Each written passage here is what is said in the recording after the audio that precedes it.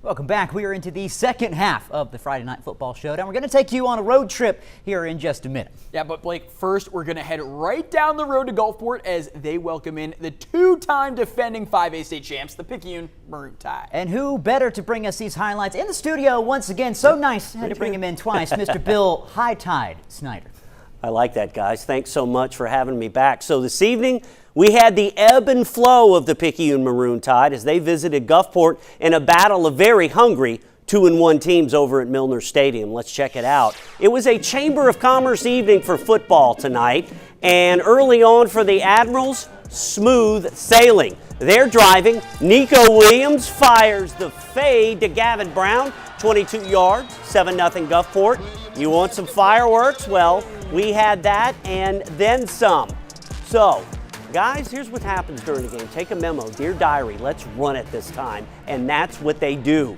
Check out DeCarry Patton. 5'5", 165, and a wrecking ball. Breaking that tackle there. 61 yards to the house, 14-0 Gulfport.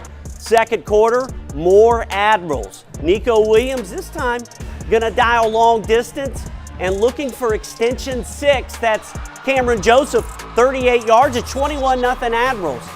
But just before halftime, the tide began to turn. Watch Daryl Smith. He fakes a halfback pass, keeps it, takes it down inside the 20.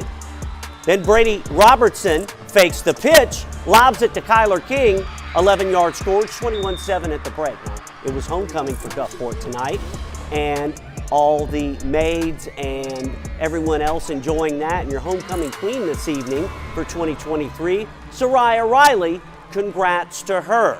In the second half, the Maroon Tide kicking in the storm surge. Nakis Ratliff, big time, second effort, third effort, fourth effort, first down. Same drive, Daryl Smith will not be denied from 7 yards out. This was part of a 28-point run for Picayune. They come all the way back and win it 28-21 over Gulfport. They're now 3-1. Gulfport is 2-2. Those two teams, they always put on a good show.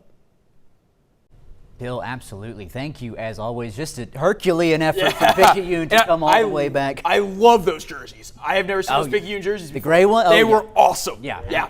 Gray on gray, Bill. Absolutely. Love it. Bill, well, thank you so much, as always. Now, the road trip that we promised you, taking you up to the Pine Belt. Handful of coast teams, Blake. They're heading up north here today. A big matchup between Biloxi and Hattiesburg are also taking place up there. Tigers looking to move back to 500, while the Indians seek a 3-1 start. We'll pick this one up early in the first quarter. Deuce Vance hands it off to Tavares Wade, who cuts it upfield, weaves his way in and out of Biloxi defenders, gets a block near the goal line, and he gets in to give Hattiesburg a 6-0 advantage. Later in the quarter, Wade takes the direct snap in the Wildcat formation. He lowers the shoulder, boom, there he goes, and he goes the distance, spins out of trouble. Hattiesburg will go all the way on to win this one. A high-scoring affair up in the Pine Belt. This one, final, Hattiesburg 53, Biloxi 28. And staying up in the Pine Belt, Hancock traveling to Petal. Hawks and Panthers in week 4. Petal gets the ball first, but unable to get anything going offensively. Hawks possession now. Dylan Moran hands it off to Zach Galung. Remember that name. He's got an explosive 43-yard run to kick things off. Hawks in business. They would strike first. Moran rolling out,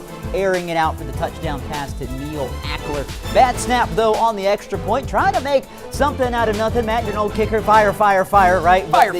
The conversion fails there. They get a 6-0 lead all the same. On the board, Zach Galung once again punching it in, and this time through the air. Zach Galung once again on the reception. And hey, how about one more time for good measure? Zach Galung once again on the another air it out, and then he's just gone after that. At the half, 26-0 Hawks, and Hancock will go on to take this one big, 46-7 over Petal. But we are almost to the end of another edition of the Friday Night Football Showdown. But stick around, we'll bring you some of the scores from across the coast. And we're going to show you our play of the night. This one, numerous years in the waiting. You're not going to want to miss this one. That's up next.